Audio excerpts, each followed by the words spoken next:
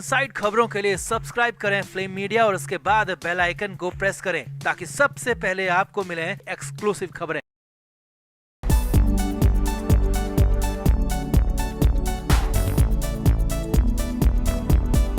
महाराष्ट्र में उद्धव ठाकरे और राज ठाकरे के बीच में गठबंधन आखिरी दौर में चल रहा है, या कहें कि आखिरी वक्त है कि जब दोनों के बीच में बातचीत फाइनल हो जाएगी, दोनों के बीच में गठबंधन हो जाएगा, ऐसी बातें आ रही थी। लेकिन यहाँ पर मामला फंस गया। जी हाँ, दांव उल्टा पड़ गया है। संजय राउत ने राज ठाकरे से मिलने का वक्त मांगा था, लेकिन बीच में आ गए राज ठाकरे के बेटे अमित ठाकरे और गठबंधन ही फंस गया। तो क्या वाकई में अमित ठाकरे अपने पिता राज ठाकरे को गठबंधन से रोक रहे हैं? क्या है पूरा मामला, आपको दिखाते हैं, सब कुछ बताते हैं। आप भी वीडियो को शेयर करें, कमेंट करके अपनी राय जरूर दें कि क्या ये गठबंधन हो भी पाएगा या नहीं, कमेंट जरूर करें।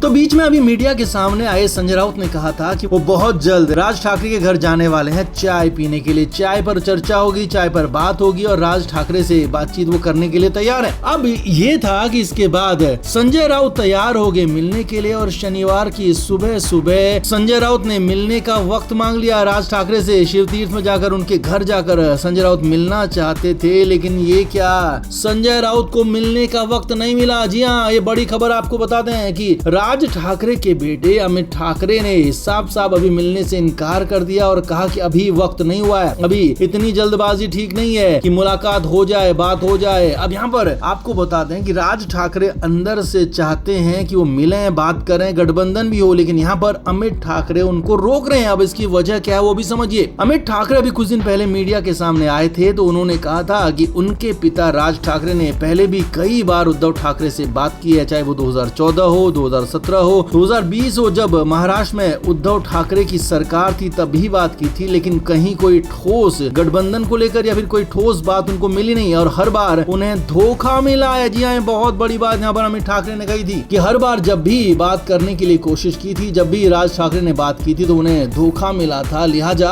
अब कोई भी बात करने से पहले 4 बार उसे परखा जाएगा। इसीलिए अमित ठाकरे नहीं चाहते हैं कि इतनी जल्दबाजी में उनके पिता कोई फैसला लें। अब उनके पिता राज ठाकरे जरूर थोड़े से इमोशनल हैं, वो चाहते हैं कि दोनों भाई साथ में आ जाएं, लेकिन अमित ठाकरे प्रैक्टिकली सोच रहे हैं और अपने पिता को भी समझा रहे हैं कि इतनी जल्दबाजी करना ठीक नहीं है, इतनी जल्दबाजी से काम हल नहीं होगा, बल्कि और बिगड़ सकता है, हालात और मुश्किल हो सकते हैं। इसीलिए अमित ठाकरे ने संजय राउत को मिलने का वक्त नहीं दिया और संजय राउत हाथ मलते रह गए, क्योंकि वो तो साफ कह चुके थे कि मैं संजय राउत हूँ और मैं कभी भी राज ठाकरे के घर जा सकता हूँ चाय पीने के लिए, मुझे इसके लिए बहुत ज्यादा इजाजत की, परमिशन की जरूरत नहीं है, मेरे उनके साथ अलग संबंध है। हालांकि यहाँ पर एक और बात बता दें कि संजय राउत को ये फरमान भी दिया गया, ये मैसेज भी दिया गया कि अगर आप पर्सनली इंडिविजुअली मिलना चाहते हैं तो आप आ सकते हैं, आपका स्वागत है, आपको चाय का नाश्ता भी कराया जाएगा, लेकिन प्रोफेशनली राजनीतिक तौर पर यहाँ पर मुलाकात अभी नहीं होगी। वो साफ कर दिया है राज ठाकरे के बेटे अमित ठाकरे ने। इसीलिए कहा जा रहा है कि दांव उल्टा पड़ गया, यानी कि अमित ठाकरे और राज ठाकरे चाहते हैं कि पहले गठबंधन को लेकर बातचीत हो जाए, पूरे पॉइंट्स बन जाए कि क्या होगा क्या नहीं होगा, ये सारी चीजें तय हो जाए, उसके बाद ही आगे बढ़ा जाए, ये चाहते हैं। लेकिन फिलहाल उद्धव ठाकरे की तरफ से इस तरह की बातों में कोई इन्वॉल्वमेंट नहीं दिखा जा रहा है और उद्धव ठाकरे यही कह रहे हैं कि जो महाराष्ट्र की जनता चाहती है वही होगा। तो आप क्या मानते हैं, क्या हो सकता है आगे, क्या होने वाला है, कमेंट करके जरूर से जरूर बताएं, वीडियो को शेयर भी करें।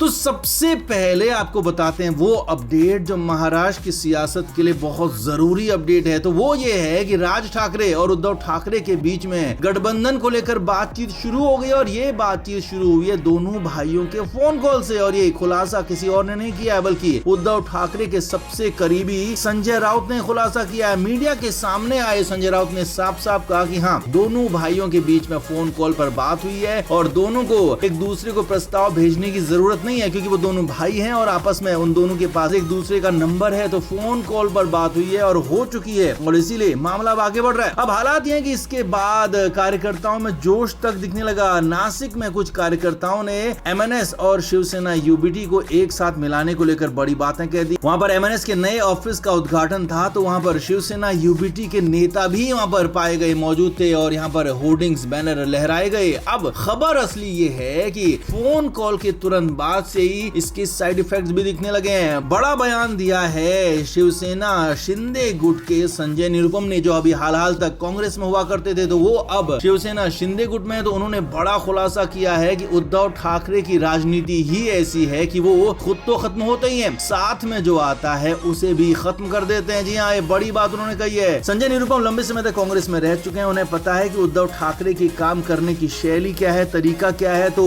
बड़ा खुलासा, बड़ी बात संजय निरुपम ने यही कही कि उद्धव ठाकरे किसी के भी साथ काम नहीं कर सकते हैं और वो जिसके साथ भी काम करेंगे खुद का तो बेड़ा गर्क करेंगे, उस पार्टी को भी बदनाम और बर्बाद कर देंगे। ऐसा ही कांग्रेस के साथ हुआ, कांग्रेस को 16 विधानसभा सीटों पर लाकर खड़ा कर दिया। और यही नहीं, संजय निरुपम ने यह भी कहा कि यही हाल वो राज ठाकरे का भी करेंगे। राज ठाकरे को कहीं का नहीं छोड़ेंगे, राज ठाकरे को बीच सड़क पर लाकर छोड़ देंगे, उनकी सियासत को खत्म कर देंगे। और यही नहीं, संजय निरुपम ने यहाँ तक कह दिया कि शिवसेना यूबीटी के भी हाल ऐसे हो जाएंगे कि पार्टी में सिर्फ और सिर्फ उद्धव ठाकरे और आदित्य ठाकरे ही बचेंगे। इसके अलावा, इन दोनों के अलावा पार्टी में कोई बचेगा नहीं। संजय राउत भी दुम दबाकर भाग जाएंगे, ये दावा कर दिया, बड़ा खुलासा कर दिया। तो संजय निरुपम ने दावे जरूर किए हैं, उसका असर भी दिखने लगा, क्योंकि कार्यकर्ता एक साथ दिखने लगे हैं, बाउंड्री दिखने लगा है। और कार्यकर्ता अगर एक साथ आते हैं तो बाद में कार्यकर्ताओं को भी आपस में लोग लड़ा सकते हैं, ऐसा भी दावा किया जा रहा है। क्योंकि अगर दोनों भाइयों के बीच में एक बार गठबंधन हो जाए, फिर बाद में कुछ दिक्कत आती है, बाद में कुछ कड़वाहट आती है, तो फिर न सिर्फ इनके बीच में दिक्कत होगी बल्कि कार्यकर्ताओं को भी आपस में लड़ा देंगे। इसकी ही फिलहाल तैयारी दिख रही है। तो आप इस पर क्या कहेंगे? क्या वाकई में शिवसेना यूबीटी में अब उद्धव ठाकरे और आदित्य ठाकरे बचेंगे? क्या वाकई में ऐसी ही शैली है उद्धव ठाकरे की राजनीति की कि वो खुद को भी खत्म कर देते हैं, दूसरे को भी खत्म कर देते हैं? या फिर राज ठाकरे उद्धव ठाकरे के फोन कॉल के बाद नया अध्याय शुरू होगा, महाराष्ट्र में नया कुछ होगा? आप क्या मानते हैं? कमेंट बॉक्स में जरूर से जरूर बताएं, वीडियो को शेयर भी करें।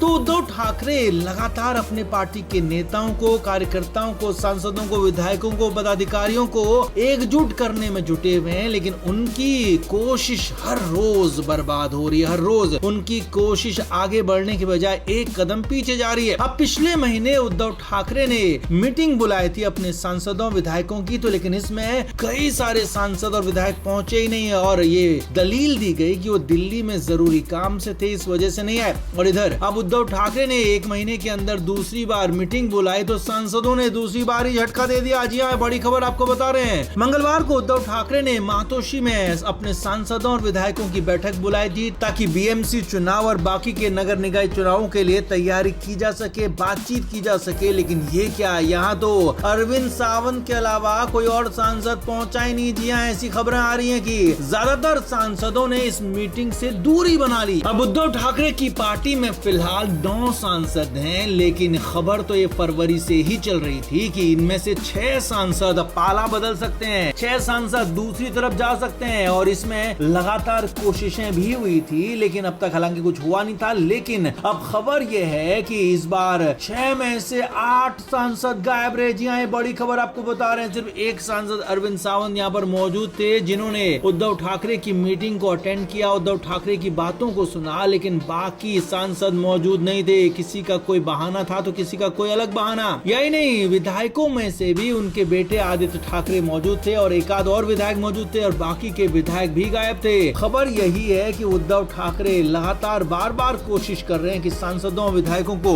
एक किया जाए, उन्हें एक मंच पर लाया जाए। लेकिन सांसद विधायक हैं कि उद्धव ठाकरे की सुन नहीं रहे हैं, उनके खिलाफ बगावत की खुला बिगुल तो नहीं बजा रहे हैं, लेकिन हाँ, तस्वीर यहाँ पर, संकेत यहाँ पर साफ साफ दिखा रहे हैं कि वो उद्धव ठाकरे के नेतृत्व से खुश नहीं है, इसीलिए ऐसी बातें हो रही हैं। तो इसीलिए कहा जा रहा है कि यूबीटी के अंदर बगावत की एक और नई स्क्रिप्ट तैयार हो रही है, क्योंकि ज्यादातर सांसद और ज्यादातर विधायक यहाँ पर उद्धव ठाकरे के नेतृत्व से खुश नहीं है। वो चाहते हैं कि उन्हें भी यहाँ पर कुछ और मौका मिले, या कहें कि सत्ता में वो भागीदारी चाहते हैं। लेकिन यहाँ पर सत्ता में भागीदारी तब तक नहीं हो सकती है जब तक सत्ता के साथ एकनाथ शिंदे गुट शिवसेना वाला मौजूद है। तो इसीलिए शिवसेना का उद्धव ठाकरे गुट मुश्किलें झेल रहा है, इसीलिए ये सांसद और विधायक भी फिलहाल उद्धव ठाकरे से दूरी बना रहे। अब हालांकि ऐसे हालात में संजय राउत, अरविंद सावंत, आदित्य ठाकरे ने उद्धव ठाकरे को संभालने की कोशिश की और दावा किया कि बीएमसी चुनाव, बाकी के निकाय चुनाव में अच्छा प्रदर्शन करने के बाद उनकी पार्टी के विधायकों का, सांसदों का भरोसा उन पर बढ़ेगा। इसीलिए इन चुनावों को अपने लिए गेम चेंजर के रूप में देखना होगा। अब जो भी है, लेकिन यहाँ पर खबर यही है सूत्रों के मुताबिक कि उद्धव ठाकरे की मुश्किलें बढ़ गई है। 9 में से 8 विधायक उनके से बिदकते हुए नजर आ रहे हैं। तो आप इस पर क्या कहेंगे? चाहेंगे आप भी कमेंट बॉक्स में जरूर बताएं, वीडियो को शेयर भी करें।